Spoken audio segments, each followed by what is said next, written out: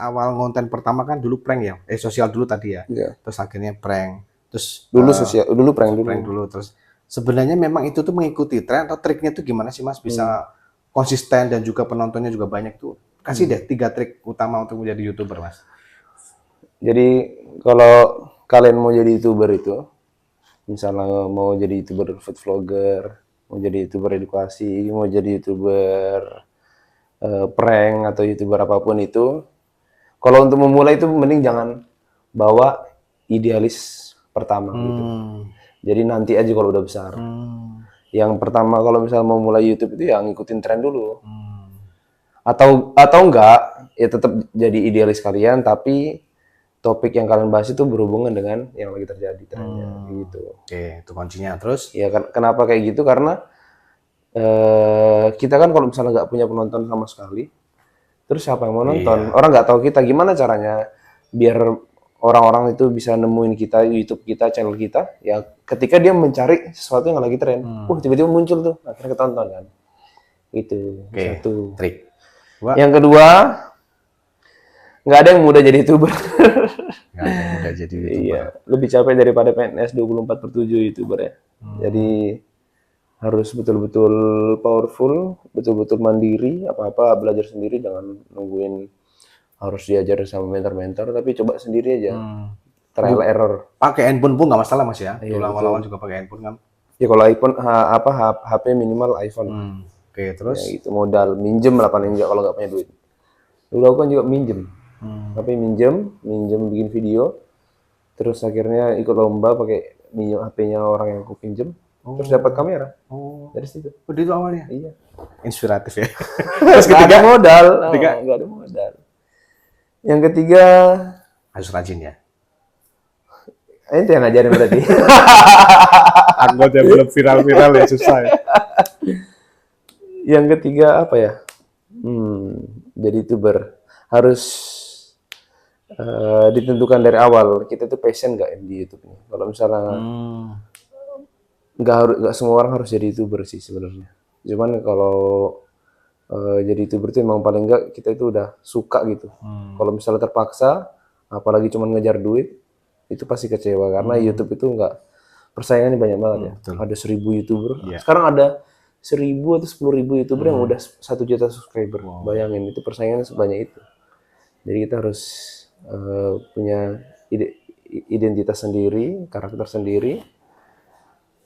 Terus ya kayak gitu. Tapi sebenarnya Mas, kalau YouTuber itu Mas, kadang orang banyak yang nggak tahu ya. Penghasilan dari monetis itu kan ternyata ya mungkin tidak semudah itu mendapatkan monetis.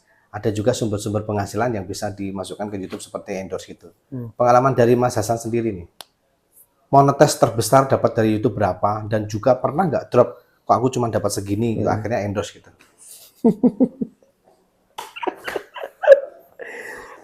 Pendapatan kalau 10 juta subscriber tuh kayak Atta Halilintar, kalau karirnya itu bisa sampai 1 miliar, bisa sampai 10 miliar.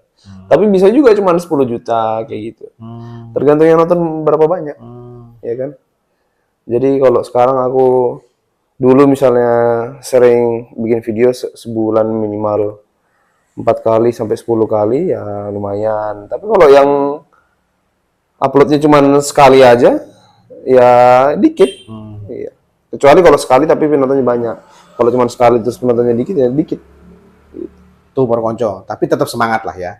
Terakhir nih Mas Hasan. Mas Hasan ini seorang Hasan CR ini, impian kedepannya ini Hasan CR ini pengen dikenal sebagai apa sih? Dan apa sih yang ingin dilakukan untuk negeri ini Mas? Selain Untuk negeri politik banget udah kalau untuk negeri ya. Nggak apa-apa lah. Untuk negeri dan masyarakat kan. Ya. Jadi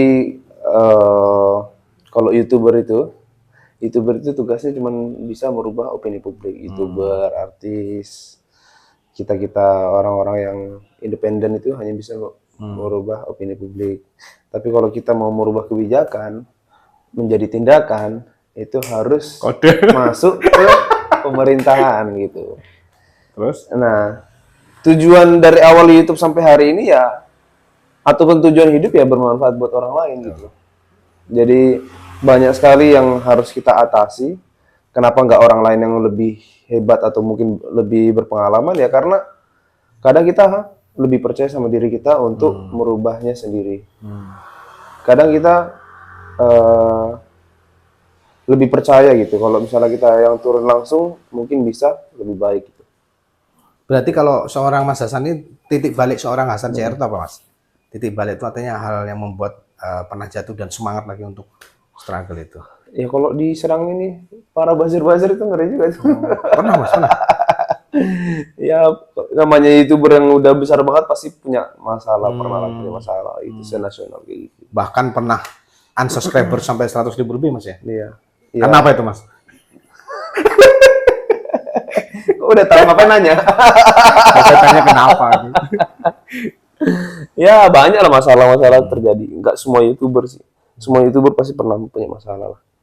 Kalau belum punya masalah berarti belum besar. Karena kalau yang besar itu pasti sudah Melewati itu. dikit-dikit dicari masalahnya. Kalau misalnya masih kecil ya belum dicari masalahnya. Makanya, jadi jangan berbanggalah yang pernah punya masalah. Udah besar berarti kamu. Oke, para konco, terakhir Mas, pesan buat adik-adik kita, masyarakat kita, daerah kampung kita, pelosok yang pengen menjadi konten kreator, pengen jadi buat karya ditampilkan di media YouTube. Iya. Meskipun dari iseng sekarang bisa menjadi hobi jadi hoki. Oke. Buat para konco-konco, buat kalian yang masih muda, apapun pekerjaan kalian, apapun cita-cita kalian, jadilah orang yang bermanfaat dan mandiri gitu. Jadi kalau misalnya mau jadi YouTuber juga, yang pertama kalian harus mandiri, dan yang kedua, yakinkan apakah kalian benar-benar itu hobi kalian, passion kalian nggak. Kalau misalnya cuman terpaksa, mending jangan gitu. Karena nanti kecewa gitu.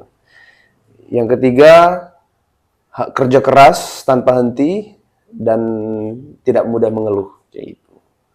Jadi apapun pekerjaan kalian, tidak harus jadi YouTuber, yang penting bisa bermanfaat untuk orang banyak, dan tujuan akhir adalah surga. Insya Allah kita semua dikumpulkan di surga. Amin, amin ya Rabbal Alamin. Matur nuwun Mas Hasan atas waktunya, singkat tapi sangat bermanfaat. Para konco, terima kasih, ini wawancara yang spesial Mas Hasan JR.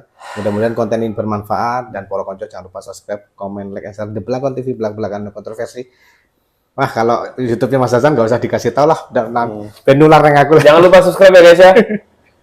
Menuju 1 juta subscriber. Amin. Makasih. Assalamualaikum warahmatullahi wabarakatuh. Assalamualaikum.